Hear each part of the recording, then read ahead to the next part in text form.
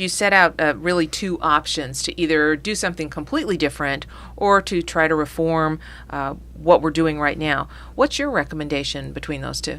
Well, my recommendation would be to go to a weighted student funding model. And this basically looks at a student and says, what does this individual student need?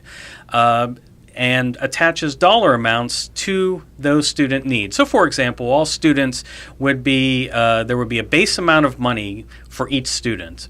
And then depending on that student's needs, additional money would be added. Let's say that they're in a low-income county, or they have special needs, or they're in a career and technical education program. And that money would be stacked on top of that base amount so that each student would have a pot of money set aside for their needs specifically, rather than just entire categories of money being sent to the district. A lot of people have called this backpack funding because this is in essence making sure that each of the kids in the district have the amount of money attached to them that they would need to be successful.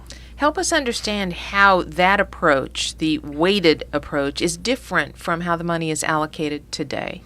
Well, the student-weighted funding model looks at the individual student and looks at what their individual student needs are. The current way that we fund money is basically to look at large enrollment trends. So, for example, for special needs students, how many are in the district? And then it restricts the amount of money depending on what percentage of special needs students you have, up to 12.75%. So basically, instead of looking at large groups of students and how many of those students are in the district and then how much money goes with that large group of students, this is just a way to fund the individual student and to recognize that each student is different and has different needs, and funding whole categories of students is really not a wise way to go about funding education in the state.